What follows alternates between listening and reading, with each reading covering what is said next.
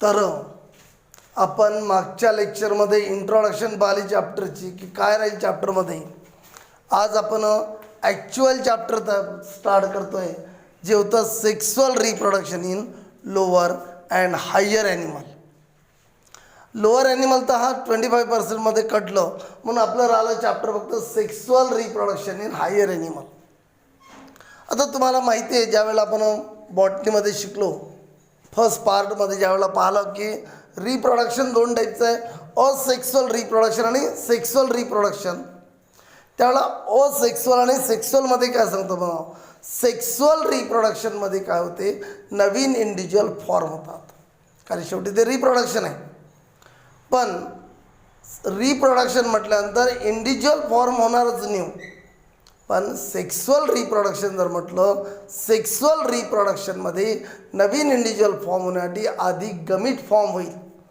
Mail पॅरेंटमध्ये male gamete, female पॅरेंटमध्ये female gamete आणि त्या दोन गमीटचं फ्युजन होते आणि काय फॉर्म होते, झायगोट. आणि झायगोटपासून मग स्टेप बाय स्टेप काय बनते, चाइल्ड, न्यू इंडिव्हिज्युअल.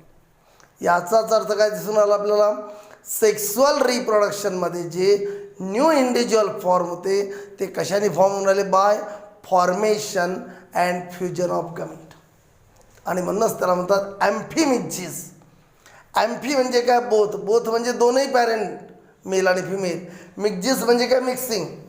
मेल गमीटमध्ये काय झालं, मेल पॅरेंटचं जेनेटिक मटेरियल आलं, फिमेल गमीटमध्ये फिमेल पॅरेंटचं जेनेटिक मटेरियल आलं. दोन गमीट जेव्हा मिक्स होते त्यावेळेला मेल गमीटचं जेनेटिक मटेरियल जीन आणि फिमेल पॅरेंटचे जेनेटिक मटेरियल जीन दोघांचं मिक्सिंग होते म्हणून त्याला म्हटलं ॲम्फिमिक्झिस. ॲम्फी म्हणजे काय, बोथ. मिक्झिस म्हणजे काय, मिक्सिंग. आणि सेक्सुअल रिप्रोडक्शन म्हटलं तर काय डोक्यात ठेवायचं, रिप्रोडक्शन आहे म्हणजे नवीन इंडिव्हिज्युअल फॉर्म होणारच, पण कशाने, by formation and fusion of gamete. Sexual, म्हणजे absent, success absent, male parent नाही फिमेल पॅरेंट नाही, म्हणजे असे पॅरेंट दोन असे आपण दाखवत नाही, एकच सिंगल पॅरेंट असतं त्यामध्ये. असेक्सुअलमध्ये एकच पॅरेंट आहे, गमीट फॉर्म होत नाही, फ्युजन होत नाही, पण नवीन इंडिव्हिज्युअल फॉर्म होते. याचा अर्थ त्या रिप्रोडक्शनमध्ये काय होते की नवीन इंडिव्हिज्युअल फॉर्म होईल कारण तेही रिप्रोडक्शनच आहे, पण कसं होऊन राहिलं, without formation and fusion of gamete, म्हणून त्याला म्हणतो आपण ॲपोमिक्झिस. ॲपो म्हणजे काय, विदाऊट. मिक्झिस म्हणजे काय, मिक्सिंग. म्हणजे मिक्सिंग होऊन राहिली का नाही होऊन राहिली मिक्सिंग, म्हणून त्याला म्हटलं ॲपोमिक्झिस. आणि म्हणून दोन नावं झाली, असेक्सुअल रिप्रोडक्शन और ॲपोमिक्झिस. त्यालाच म्हणतात युनिपॅरेंटल कारण त्यामध्ये किती पॅरेंट इन्व्हॉल्व झाले, ओनली वन पॅरेंट. सेक्सुअल रिप्रोडक्शनला दुसरा नाव दिलं आपण ॲम्फिमिक्झिस. त्यालाच म्हटलं बाय पॅरेंट कारण दोन पॅरेंट असते, one of them is the male another is the female. आणि म्हणून सेक्सुअल रिप्रोडक्शन म्हटल्यानंतर तुमच्या डोक्यात काय बसलं की ऑस्प्रिंगचं प्रोडक्शन होणारच आहे. Process of production of offspring, process of production of offspring bye formation and fusion of gamete. What is my sexual reproduction, the process of formation of offspring by formation and fusion of gamete is called sexual reproduction or amphimixis. म्हणजे डोक्यात काय ठेवाल, आता हे सगळं जे आपण शिकतोय हे न्यू बोर्डाच्या पुस्तकानुसार शिकतोय सगळं आपण. त्यामुळं काय सांगितलं आपण, नवीन पुस्तकानुसार डेफिनेशन काय, the process of production of offspring, the process of production of offspring. पण ऑस्प्रिंग कसे प्रोड्यूस होऊन राहिले, by formation and fusion of gamete. गमीटचं पहिल्यांदा फॉर्मेशन होईल, मग गमीटचं फ्युजन होईल, त्यानंतर ऑस्प्रिंग प्रोड्यूस होऊन राहिले. त्याला म्हटलं सेक्सुअल रिप्रोडक्शन और त्यालाच म्हटलं आपण ॲम्फिमिक्झिस. म्हणून एकदा पुन्हा डेफिनेशन सांगतो, the what is my sexual reproduction, the process of production of offspring by formation and fusion of gamete is called sexual reproduction or amphimixis. आता पाहायचं आपल्याला different phases in life time of sexually reproducing animal. जे sexually reproducing animal आहे, for example आपण ह्युमनचं घेऊ, ह्युमनमध्ये asexual reproduction नाही आहे. मग त्यामध्ये त्याचं जे लाईफ टाईम आहे म्हणजे पूर्ण जे आयुष्य आहे त्याचं, आयुष्यामध्ये किती फेजेस असतात, जे आयुष्यामधले फेजेस किती आहेत, सेक्सुअली रिप्रोड्युसिंग ॲनिमलच्या लाईफ टाईममध्ये म्हणजे पूर्ण आयुष्यामध्ये किती फेजेस येतात, तर ते सेक्सुअली रिप्रोड्युसिंग ॲनिमलमध्ये दोन मेन फेजेस येतात लाईफ टाईममध्ये. एक कोणता आहे? पहिला आहे ज्युएनाइल फेज, दुसरा रिप्रोडक्टिव्ह मॅच्युरिटी फेज. पहिला म्हटलं आपण ज्युएनाइल फेज म्हणजे पूर्ण लाईफमध्ये म्हणजे ह्युमनचाच विचार करू आपण, कारण आपल्याला चॅप्टरमध्ये ह्युमन रिप्रोडक्शनच शिकायचं आहे ॲनिमलचं एक्झाम्पल म्हणून. आणि म्हणून विचार करू आपण की सेक्सुअली रिप्रोड्युसिंग जे ॲनिमल आहे त्यांच्या लाईफ टाईममध्ये 2 मेन फेज असते. पहिला कोणता? Juvenile phase. It is earlier phase म्हणजे जन्मापासून एका विशिष्ट पिरियडपर्यंत म्हणजे सेक्सुअली मॅच्युरिटीपर्यंत, ज्याला आपण प्युबरिटी पिरियड म्हणतो, त्या फेजला नाव दिलं ज्युएनाइल फेज.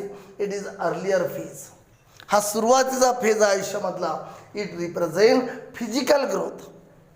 या फेजमध्ये फिजिकल म्हणजे शारीरिक वाढ होते. आपण बाजूला लहान मुलं राहते, त्याचे बारीक बारीक बारीक बारीक हातपाय राहते, बारीक बारीक बोटं राहते, बरोबर आहे, बारीकसा चेहरा राहते, तो साईज वाढत जातो, त्याच्यामध्ये ॲक्टिव्हिटीज वाढत जाते.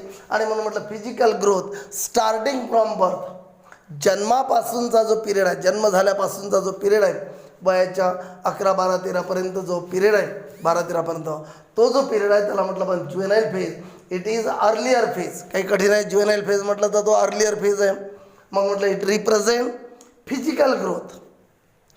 तो काय दर्शवते त्या पिरियडमध्ये? काय राहिली? Physical growth. कधीपासून? Starting from birth. आणि या फेजमध्ये animal can not sexually reproduce in this phase. Animal can not sexually reproduce in this phase. या फेजमध्ये त्या ॲनिमलमध्ये रिप्रोडक्शन होत नाही. म्हणजेच याचा अर्थ या ज्युएनाइल फेजमध्ये त्या इंडिव्हिज्युअलमध्ये नवीन इंडिव्हिज्युअल म्हणजे चाइल्ड प्रोड्युसिंग कपॅसिटी ही नसते. तो फेज आहे ज्युएनाइल फेज. पुन्हा बोलतो मी, आपण सांगितलं की ॲनिमलच्या म्हणजे ह्युमनच्या म्हणून आपण ह्युमनच्या लाईफ टाईममध्ये पूर्ण आयुष्यात 2 फेज येतात. पहिला फेज म्हणजे ज्युएनाइल फेज. ज्युएनाइल फेजला दुसरं नाव आपण तयार करू शकतो स्वतः, पुस्तकात नाही आहे, प्री रिप्रोडक्टिव्ह फेज. रिप्रोडक्टिव्ह फेजच्या आधीचा फेज म्हणजे प्री रिप्रोडक्टिव्ह फेज. लक्षात ठेवा, पण नाव आहे त्याचं ज्युएनाइल फेज दिलं. It is earlier phase. हा सुरुवातीचा फेज आहे. It represent physical growth. It represent physical growth starting from birth. It represent physical growth starting from birth. Animal can not reproduce sexually in this phase. या फेजमध्ये sexual reproduction होतं आहे. कोणता phase झाला? ज्युएनाइल phase. काय काय लक्षात ठेवा मग ज्युएनाइल फेज म्हटलं तर लाईफ टाईममधला पहिला फेज ज्युएनाइल फेज हा अर्लियर फेज आहे.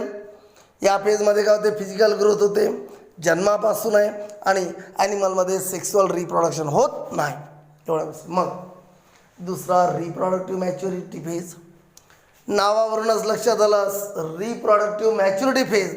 याचा अर्थ तो इंडिव्हिज्युअल रिप्रोडक्शनसाठी मॅच्युअर झालेला आहे. म्हणजेच तो इंडिव्हिज्युअल सेक्सुअली मॅच्युअर झाला. आणि म्हणून म्हटलं it is later phase. It is later phase after physical growth is almost over. Physical growth संपत आलेली आहे. फिजिकल ग्रोथ संपत आलेली आहे. फिजिकल ग्रोथ जास्तीत जास्त झालेली आहे. आणि त्यानंतर हा फेज आला. आणि म्हणून म्हटलं तो होता अर्लियर फेज. ज्युएनाइल फेजला काय म्हटलं? Earlier phase. याला म्हटलं later phase. After physical growth of the individual is almost over. त्या फेजमध्ये काय सांगितलं आपण? काय झाली? फिजिकल ग्रोथ झाली. यामध्ये फिजिकल ग्रोथ देऊन राहिली. यामध्ये काय होऊन राहिलं? It involve growth and activity of sex organ. जे सेक्स ऑर्गन आहे, सेक्स ऑर्गन म्हणजे असे ऑर्गन जे कशामध्ये इन्व्हॉल्व होते? सेक्सुअल रिप्रोडक्शनमध्ये. यामध्ये ग्रोथ आणि ॲक्टिव्हिटी जी आहे सेक्स ऑर्गनची ती होते. आणि त्यामध्ये काय सांगितलं होतं? Animal can not reproduce sexually in this phase. या फेजमध्ये काय सांगायचं? Animal can reproduce sexually in this phase. पुन्हा सांगतो मी तुम्हाला इथपर्यंत पूर्ण. सेक्सुअल रिप्रोडक्शन म्हणजे काय म्हटलं होतं आपण? The process of production of offspring. The process of production of offspring by formation and fusion of gamete is called sexual reproduction or amphimixis. मग सांगितलं आपण different phases in life time म्हणजे आयुष्य. कुणाचं? सेक्सुअली रिप्रोड्युसिंग जे animal आहे त्यांच्या आयुष्यातले 2 फेजेस कोणते? उदाहरण घेतलं आपण, ह्युमनचंच घेतलं. ह्युमनच्या लाईफ टाईममध्ये 2 फेज आहे. पहिला फेज म्हणजे ज्युएनाइल फेज. हा लक्षात काढायचा, हा अर्लियर फेज आहे. काय होते या फेजमध्ये? फिजिकल ग्रोथ होते, इंडिव्हिज्युअलची आणि सेक्सुअल रिप्रोडक्शन होत नाही. मग कोणता फेज आला? Reproductive maturity phase. नावच सांगते की तो इंडिव्हिज्युअल सेक्सुअली मॅच्युअर झालेला आहे. हा लॅटर फेज आहे. कधी आला? आफ्टर, म्हणजे कधी आला तो? Physical growth is almost over. भरपूर सारी फिजिकल ग्रोथ संपत आलेली आहे. यामध्ये काय होते? ग्रोथ आणि ॲक्टिव्हिटी वाढते. कुणाची? सेक्स ऑर्गनची. यामध्ये दिस इंडिव्हिज्युअल किंवा animal can reproduce sexually in this phase. आता ब्रीडिंग पॅटर्न. ब्रीडिंग म्हणजे काय? मेटिंग. सेक्सुअल रिप्रोडक्शनमध्ये मेटिंग हा महत्त्वाचा पार्ट आहे.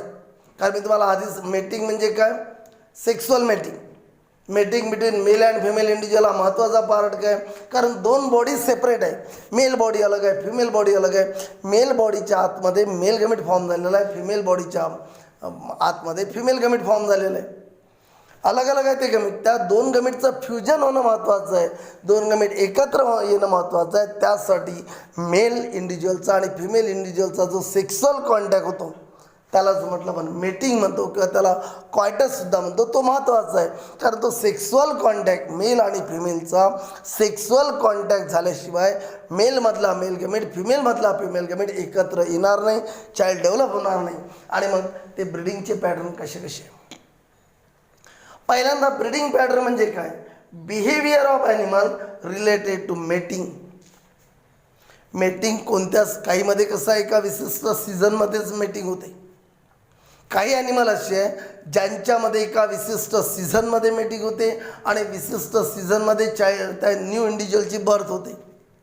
पण काही ॲनिमल आहे असे आहे ज्यांच्यामध्ये कंटिन्युअस मेटिंग होते आणि कंटिन्यू न्यू इंडिव्हिज्युअलचं प्रोडक्शन होते.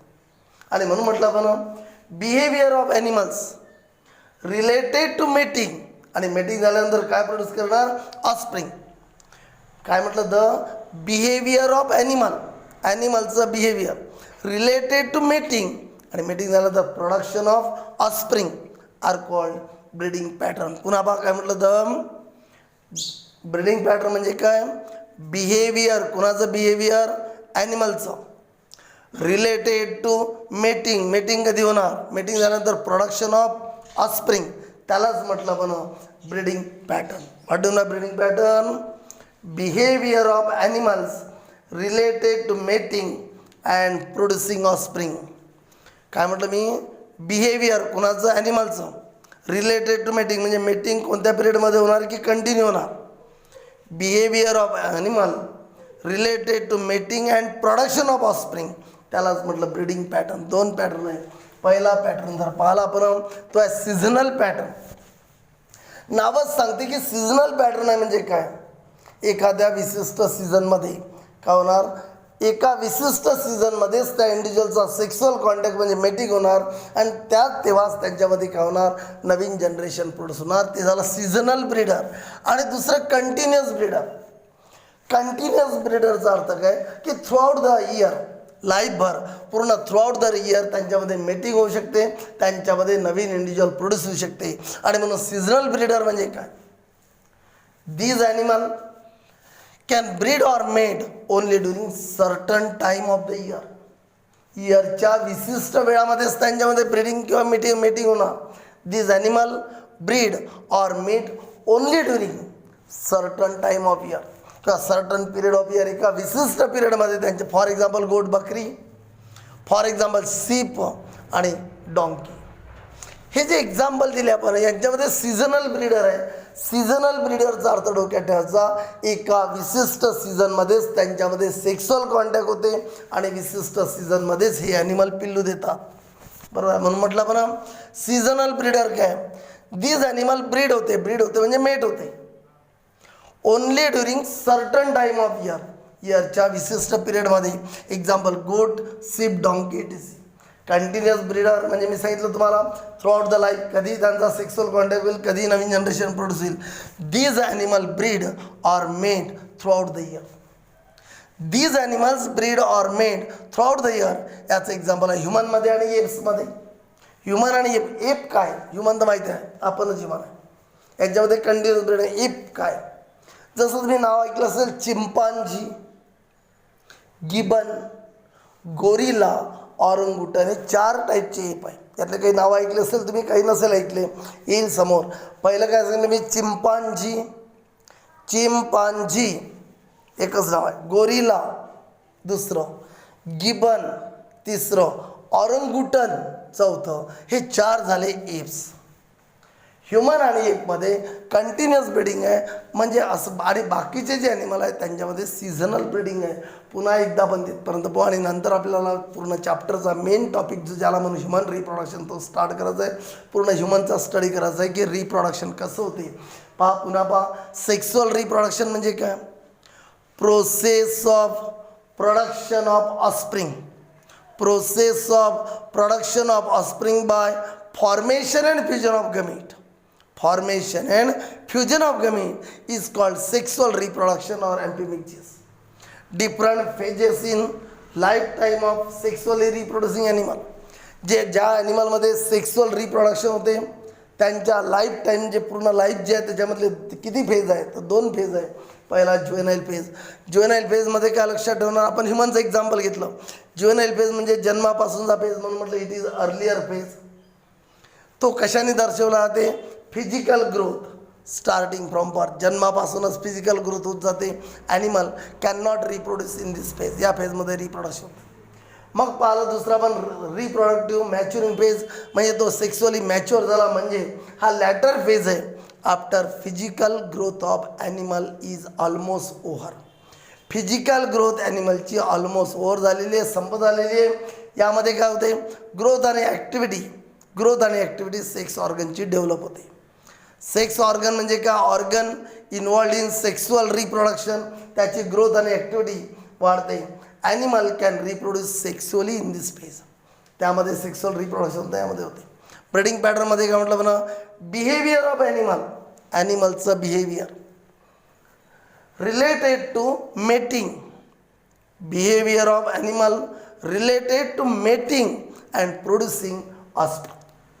मेटिंग झाल्यानंतर ऑस्प्रिंग प्रोड्यूस होणार. Behaviour of animal related to mating and producing offspring is called breeding pattern. आणि ॲनिमलमध्ये 2 टाईपचे ब्रीडिंग पॅटर्न आहे. पहिलं सीझनल, मी नावावरून सांगितलं की सीझनमध्ये मीटिंग होणार, सीझनमध्येच नवीन जनरेशन प्रोड्यूस होणार. These animal breed or mate only during certain time of year. वर्षातून काही एका विशिष्ट पिरियडमध्ये त्यांच्यामध्ये सेक्सुअल कॉन्टॅक्ट होईल, त्याच पिरियडमध्ये ते ऑस्प्रिंग देतील. गोट, सीप, डॉंकी. कंटिन्युअस ब्रीडर म्हणजे कंटिन्यू थ्रू आउट द इयरमध्ये केव्हाही कधी त्यांच्यामध्ये सेक्सुअल कॉन्टॅक्ट होऊ शकते आणि कधी ते पिल्लू देऊ म्हणजे नवीन जनरेशन प्रोड्यूस करते. These animal breed or mate throughout the year. Example human and ape. चॅप्टरमध्ये आता आपल्याला पाहायचं ह्युमन रिप्रोडक्शन. ह्युमन हे सेक्सुअली रिप्रोड्युसिंग ॲनिमल आहे. ह्युमनमध्ये असेक्सुअल रिप्रोडक्शन नसते. Humans are sexually reproducing animal. Sequential step in the process of human reproduction are. Sequential step कोणत्या, म्हणजे सेक्सुअल रिप्रोडक्शनमध्ये च्या ह्युमनमधल्या स्टेप कोणत्या. पहिली स्टेप आहे गमिटोजिनेसिस. गमिटो म्हणजे गमीट, जिनेसिस म्हणजे production. Gametogenesis means production of process of production of gamete. Shortly सांगितलं मी, धड्यात चांगली डेफिनेशन जी आहे डिटेलमधली ती धड्यामध्ये घेऊ आपण, एवढं तुमच्या डोक्याच्या वरून जाते म्हणून मी फक्त शॉर्टमध्येच अर्थ दिला. गमिटोजिनेसिस.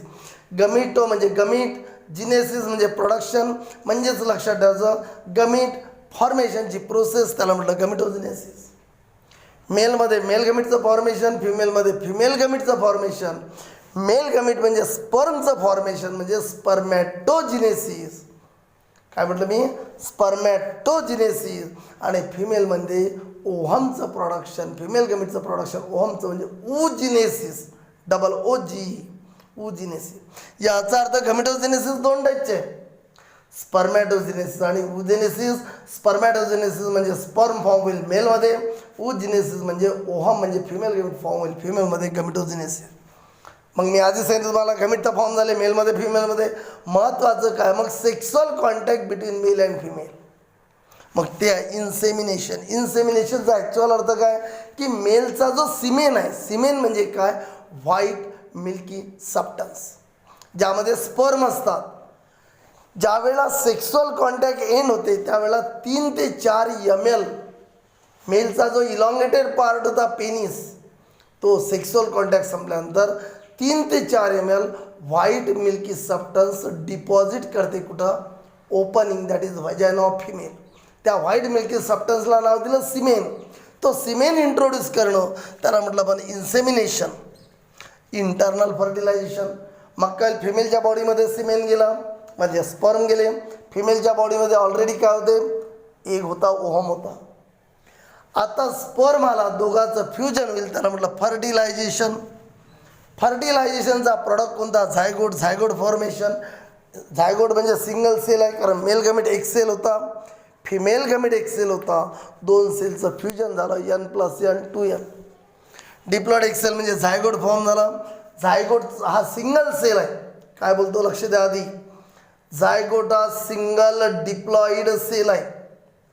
पण त्यापासून मिळणारं चाइल्ड कसं आहे, मल्टी सेलर. झायगोट कसं आहे, युनिसेलर. मग हे कसं पॉसिबल आहे, झायगोटचं होते रिपीटेड मायटॉसिस, एकाचे 2, 2 4. आणि मायटॉसिसचा रूल तुम्हाला माहिती आहे, एकाचे 2 क्रोमोझोम नंबर सेम, त्यालाच म्हणतो बरं मायटॉसिस.